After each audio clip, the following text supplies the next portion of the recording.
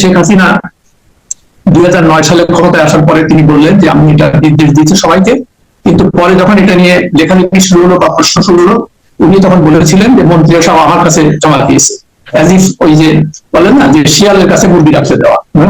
তো আজ পর্যন্ত কোনো, সেই জন্য আমি বারবার করে বলেছিলাম ডক্টর ইউনূসকে যে আপনি এই যে কাজটা করেন, আপনি একটা দৃষ্টান্ত স্থাপন করেন জাতির সামনে, যাতে করে ভবিষ্যতে যারা আসবে তারা একটা চাপে থাকবে এটা করার জন্য।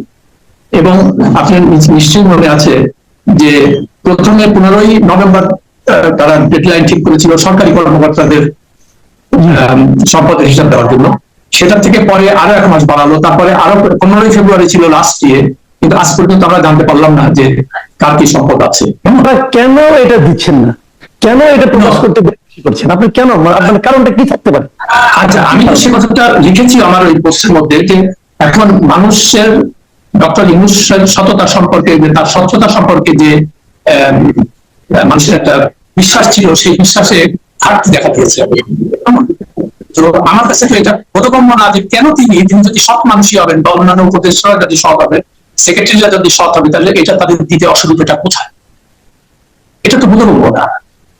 আচ্ছা, 2 নম্বর, যদি না দেয় তারা শেষ পর্যন্ত, অথবা এখনো দেয়নি, নির্ধারিত সময় তারাই তো নির্ধারণ করে দিয়েছিল, সেই সময়টা পার হয়ে যাওয়ার পর যদি তারা এখনো না দেয়, তাহলে যদি কোনো মানুষ, কোনো সাধারণ মানুষ যদি ওনাদের সম্পর্কে মনে করে যে লোকগুলি অসৎ, তাহলে কি সেই মানুষটাকে দোষ দেওয়া যাবে? অ্যাবসলিউটলি না। আমি তো সেই কথাটাই বলছি যে ওনাদের ভাবমূর্তির স্বার্থে, নিজেদের ভাবমূর্তির সাথে এই জিনিসটা জনসমক্ষে প্রকাশ করা উচিত ছিল। আর প্রথম কথা হলো যে ডক্টর ইউনূস তিনি অনেক জায়গায় বক্তৃতা করেন, বিভিন্ন মানে ফি পান, এটা তো কোনো অবৈধ জিনিস না, এটা তো বৈধ। কেমন? তো আমি যদি বৈধভাবে কোনো মানে সম্পদ অর্জন করি বা টাকা অর্জন করি, ডলার অর্জন করি, সেটা আমার প্রকাশ করতে অসুবিধা থাকবে, আমি তো সেটা এগেইনস্টে ট্যাক্স দিব। তাই না? এই যে এই স্বচ্ছতাটা আমাদের মানে যারা ক্ষমতাসীন তাদের মধ্যে থাকতে হবে। তা না থাকলে এই দেশ থেকে দুর্নীতি কোনোভাবেই আপনি উচ্ছেদ করতে পারবেন না। এটা লিখে রাখতে পারেন আপনি আমার কাছ থেকে। আচ্ছা, দ্বিতীয় কথা বলেছিলাম যে আইনের শাসনের ব্যাপারে।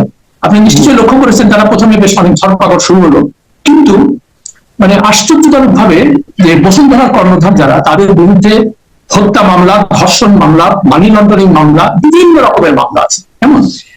এবং দুর্নীতি দমন কমিশন সেগুলো নিয়ে কথা মানে কেস ফাইল করেছে, তাদের ব্যাংক হিসাব করেছে, এখন তাদেরকে ধরা হচ্ছে না।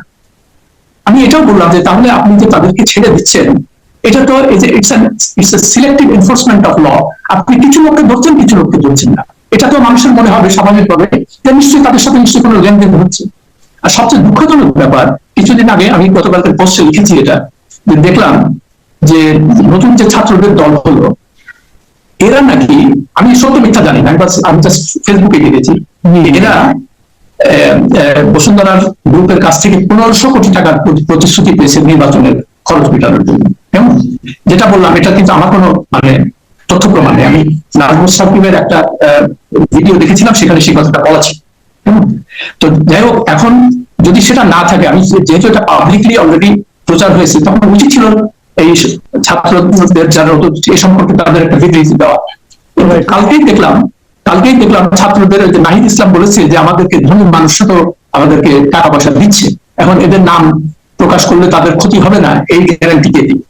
তার মানে পুরো ব্যাপারটাই এখন দেখেন মানে কি ক্ষতি হবে।